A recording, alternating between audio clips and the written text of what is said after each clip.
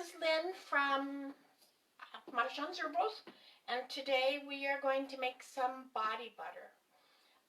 The sunshine was beautiful today, and it's supposed to be good weather, I think, for the rest of the week. And so this is a good time with the summer solstice coming up this weekend. It's a good time to start getting your skin in shape for sandals and shorts and tank tops. And so that's what we're going to do. We're going to use body butter to do that.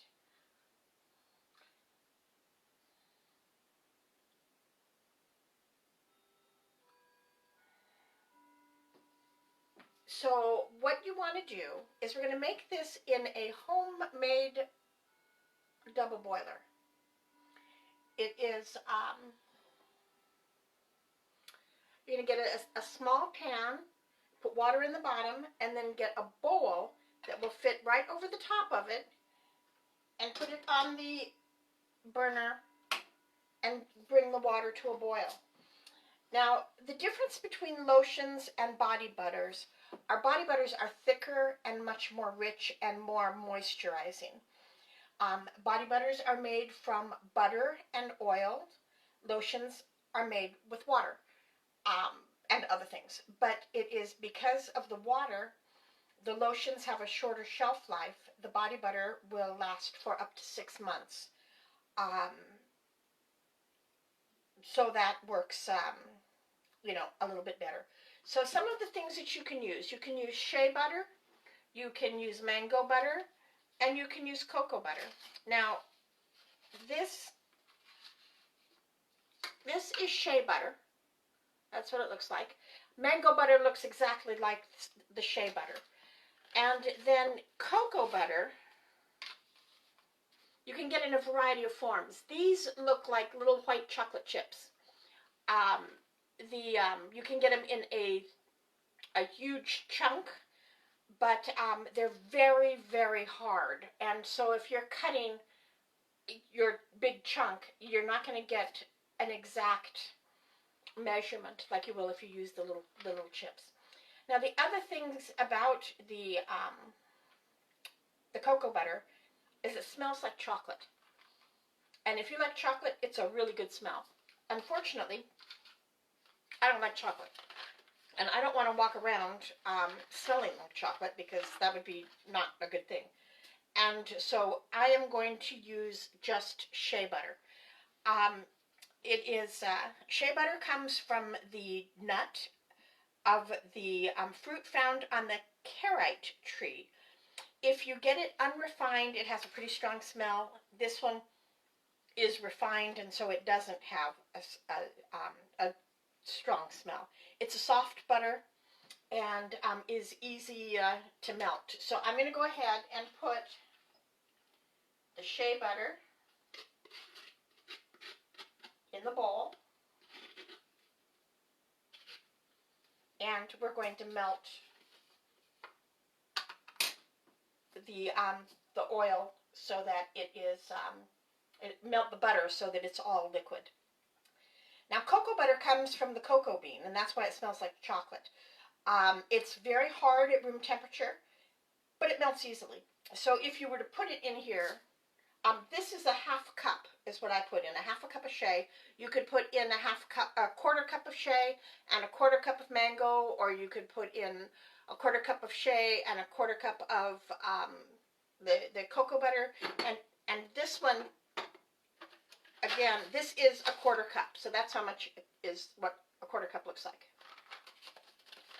The mango butter is a little bit grainier before it is melted, but once it's melted, it looks just like anything else. So it comes from the seed of the mango. It's again another soft butter, and if you're not going to use shea butter, then mango is a real good substitute. You can use all shea butter, you can use all mango butter. You do not want to use all cocoa butter because when it cools down, it will become incredibly hard and it's not going to be easy to use. So that is one of the things that you have to take into mind when you are putting together your recipe. So you've got a half cup of butter, whatever kind of butter it is, and then you're going to need a quarter cup of a carrier oil. Now this particular carrier oil is sunflower oil, because honestly that's what I had here at my house. You can use any number of carrier oils. Avocado oil is amazingly good for your skin, especially if you tend to have breakouts and you're wanting to use it on the area that you have breakouts. Coconut oil is good because it has some antibacterial properties. It also has an SPF of 15. So if you're going to put it on and then go out, that's going to protect your skin from the sun a little bit more. So that's always a good thing. Now what we're going to do is into this carrier oil, I've got arrowroot. So arrowroot powder is a thickener. It is, you can use it in gravies. You can use it, you can actually use it for baby powder as well, if that's what you want to do. And we're going to put a teaspoon and a half into the carrier oil. Now what we're going to do is then take the fork here, and we're going to take this fork, and we're going to stir it up in here. Now what this is doing is it's going to make it a little bit silkier. So it won't be quite as greasy when you put it on your body, and it'll be a little bit softer and silkier. So once we get that all mixed, and we're still melting our shea butter, then you can decide if you want to put fragrance in here. Now, again, you can do this in a couple of different ways. What I'm going to do is I'm going to put some lavender essential oil. I'm going to put about 7 drops. And then I'm going to put about 2 drops of helichrysum. Both of these are skin healers. And so since that's what I'm trying to do is get my my rough heels and knees and elbows a little bit softer, using the skin healers makes sense to me. You can also use geranium, you can use lang-lang, you can use cedar, you can use anything that smells good to you, and that's going to be one way to do it. Now the other way that you can do it, if you remember when we did the salve for the purple dead nettle, what we did was we infused the purple dead nettle into an oil. So taking your carrier oil and putting flowers or herbs inside, heating it up and letting it sit overnight before you make the rest of your body butter, you can do the same thing. It won't be quite as fragrant, but you will still get the medicinal properties, and you'll get the some of the fragrance as well. So that's another way that you can do it if you don't have a lot of essential oils, but you've got some beautiful violets or you've got roses out in your yard. You can use those to infuse into your oil. Now what we're going to do is, as soon as this is done, and we're almost there, we're going to take the bowl out of the pan, and then we're going to give it a few minutes to cool down, and then we're going to go ahead and put the oil in and stir it up. And it is, like I said, we're almost there.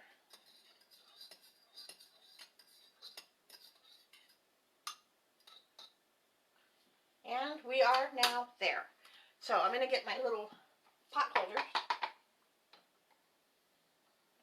and pull this out, because if I leave it on top of the pan's still boiling.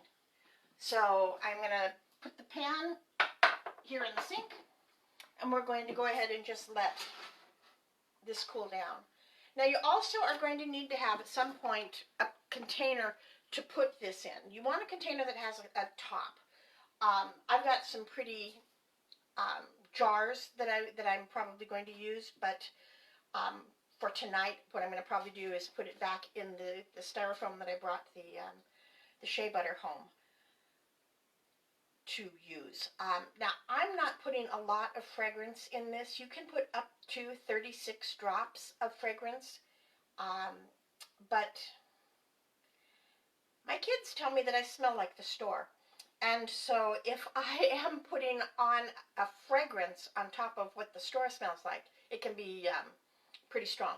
So mine has like a minimum amount, and you may want to have a little bit more depending upon on what you're doing. It is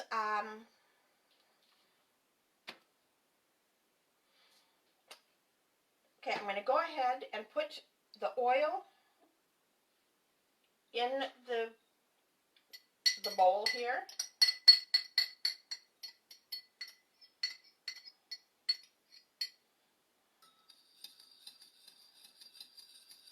And stir it up. Now again, I'm going to let it sit for a few minutes, and then you're going to put it in the fridge. Now,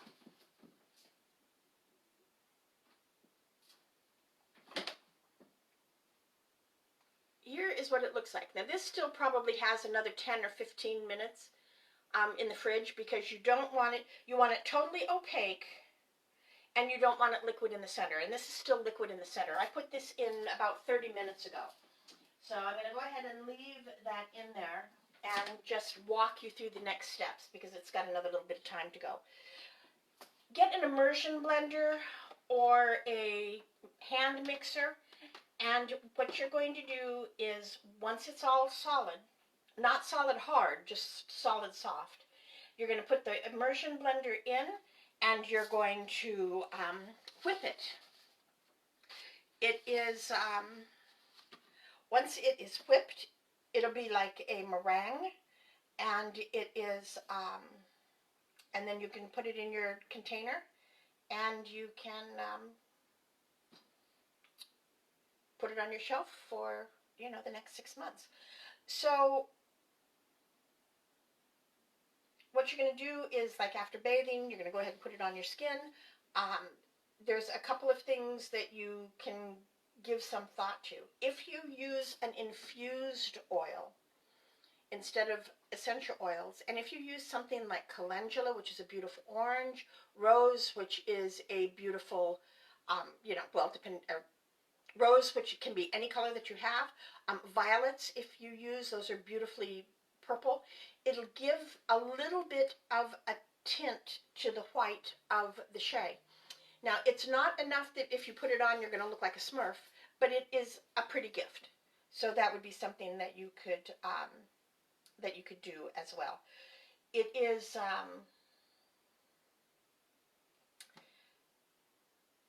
pretty easy.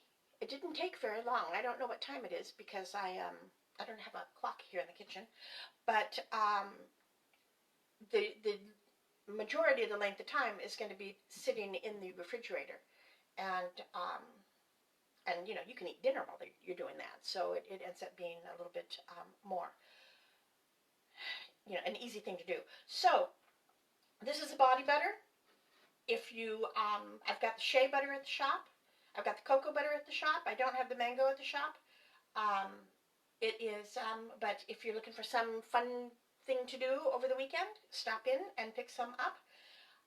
Do keep in mind that the summer solstice is on Saturday, and if you are interested to do the summer ritual with me, you need to have an 8-inch piece of yellow ribbon or yellow yarn.